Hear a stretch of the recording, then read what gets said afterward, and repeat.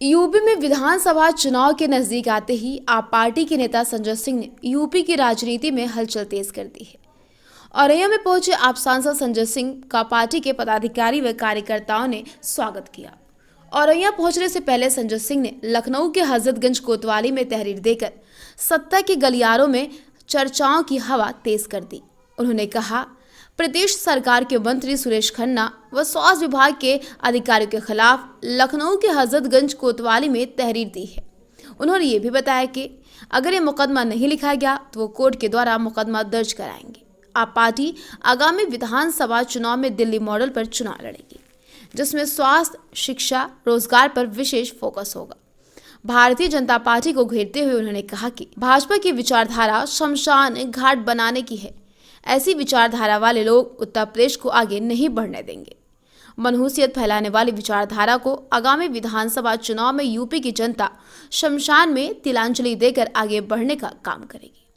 आप पार्टी से यूपी के प्रभारी व राज्यसभा सांसद संजय सिंह ने आप पार्टी को मजबूती देने के लिए सदस्यता अभियान की कमान संभाल रखी है।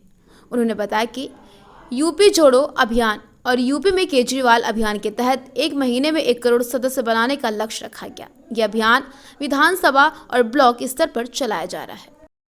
आपको लगता है क्या उसके ऊपर मुकदमा पंजीकृत होगा? नहीं पंजीकृत होगा तो कोर्ट जाऊंगा, न्यायालय में जाके मुकदमा दर्ज कराऊंगा, लेकिन इनको छोड़ूंगा नहीं। मुकदमा 100% होना है। मुकदमा होना है। धन्यवाद। देखिए, इस बारे में जब मैंने कहा ना, कोई भी बात अगर सार्थक दिशा में बढ़ेगी, किस दल के साथ है, किस संगठन के साथ है, उनकी क्या नीतियां हैं, हमारी क्या नीतियां हैं, तब मैं सारी चीज़ों का जवाब दूंगा। अभी ये कुछ भी कहना बहुत जल्दबाजी होगी और मुझे लगता है उसका इंतजार करना है। भारतीय जनता पार्टी के जिला कार्यालय में बिजली चोरी हो रही है, इस पर आप से उस दिन हुई थी, उसके बारे में मैंने स्पष्ट किया कि वो मुलाकात एक शिष्टाचार भेंट थी, जन्मदिन की शुभकामनाएं मैं देने के लिए गया था। इसके आगे अगर कोई बातचीत होगी तो मैं आपके साथ जरूर शेयर करूंगा। अभी तक की जो बात है वो इतनी ही है कि उस दिन हमने उत्तर प्रदेश चुनाव में, पंचायत के चुनाव में जो गड़बड़ियां हो रही थी, जो कानून व्यवस्था की स्थिति है, इन तमाम मुद्दों पर बातचीत हुई। सर, ओपी राजभर जो बोल रहे हैं ना, केजरीवाल से मिले हैं, तो क्या कारण है कि वो ऐसा बोल रहे हैं? सर पता नहीं क्या कारण है, ये तो वो बता। अगर वो मिले होते तो मैं आपको जरूर बताता कि मिले हैं। सर, जो आज आपने तहरीर दी है, उसको छिपा के मिलने का तो कोई मतलब नहीं आ रही है। देखिए, विरोध करते करते लोग थक गए हैं। जब सत्ता में कुंभकर्ण बैठे हुए हैं, जब सत्ता में धृतराष्ट्र बैठे हुए हैं, आप बताइए, हिंदुस्तान की आज़ादी के बाद 7 महीने तक कभी किसान सड़कों पर रहा है? कभी रहा है? जब उसकी नहीं सुन रहे हैं ये लोग, तो लोग आंदोलन करते रहे, उन पे गोलियां भी चलवाएंगे, लाठी भी पिटवाएंगे, मुकदमे भी करवाएंगे। आप देखिए क्या हुआ। मैं वो शब्द बोल नहीं सकता मीडिया के सामने।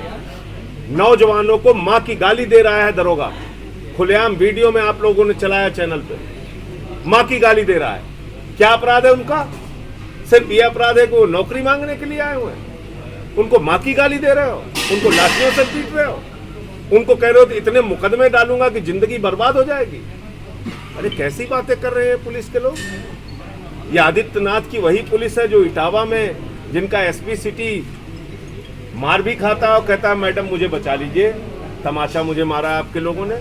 यूपी में पत्रकारों पर हमले हो रहे हैं, क्या आपने यह मुद्दा संसद में उठाया? मजबूती के साथ उठाया, एक नहीं कई बार उठाया।